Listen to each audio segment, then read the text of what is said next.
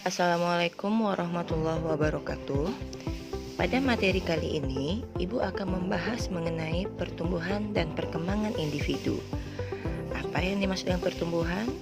Apa pula itu perkembangan? Nah, dalam video ini akan dijelaskan semuanya. Selamat menyaksikan. Nah, di sini akan kita bahas mengenai pertumbuhan. Fisiologis artinya secara fisik, berarti bisa saudara lihat. Kemudian kuantitatif artinya adalah bisa diukur dan dihitung. Apa contohnya? Misalnya bayi yang baru lahir, berapa panjang si bayi. Kemudian ketika sudah mulai menginjak masa dewasa, anak-anak itu bisa dilihat berapa tinggi si anak. Nah, itu termasuk dalam contoh dari pertumbuhan. Pertumbuhan itu bisa meliputi internal dan eksternal. Nah, contoh perubahan internal bisa saudara baca dari slide ini.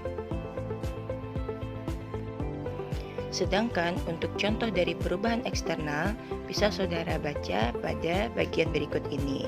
Hal ini sesuai dengan pendapat ahli Elizabeth B. Harlock. Ciri-ciri seks sekunder pada pria dan wanita tentu berbeda. Contohnya pada pria adalah otot semakin besar dan kuat, serta volume suara semakin membesar. Nah, sedangkan pada wanita itu meliputi pinggul yang bertambah besar, payudara mulai menonjol, serta suara menjadi lebih merdu dan tinggi. Apa saja faktor yang mempengaruhi pertumbuhan? Yang pertama itu adalah nutrisi ataupun gizi. Jadi, nutrisi gizi ini dimulai dari sejak janin dalam kandungan. Nah, makanya ibu hamil harus memperhatikan apa saja gizi yang menjadi makanan untuk janin di dalam perut ibu. Selain itu, emosi juga mempengaruhi pertumbuhan.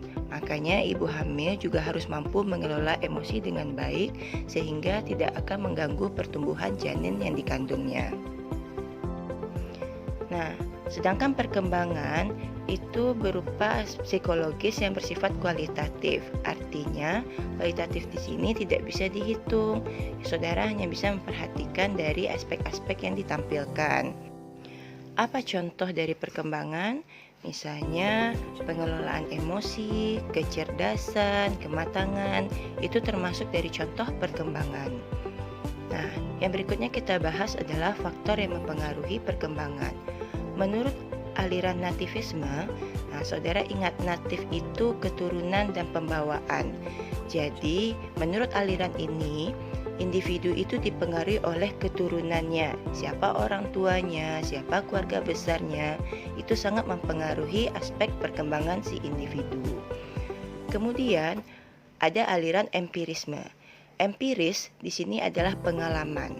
Menurut teori ini, nah yang paling terkenal adalah teori tabula rasa. Nah, individu yang dilahirkan itu seperti kertas putih, artinya semuanya bersih.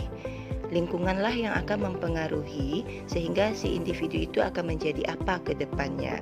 Itulah menurut aliran empirisme. Kemudian aliran yang ketiga adalah aliran konvergensi. Menurut aliran ini, antara keturunan dan pengalaman itu tidak bisa dipisahkan.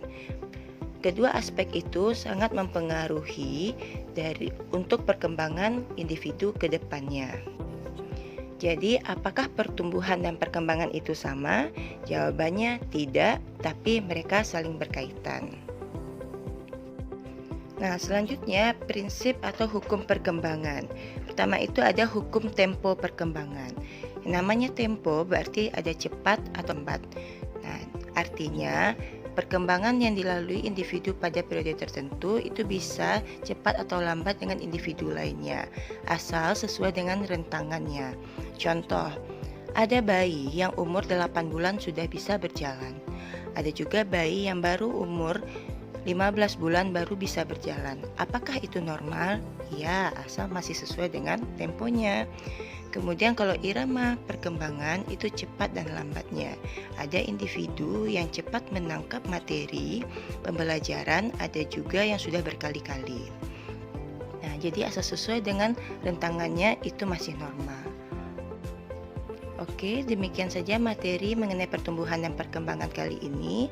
Kita bertemu lagi dengan materi berikutnya. Assalamualaikum warahmatullahi wabarakatuh.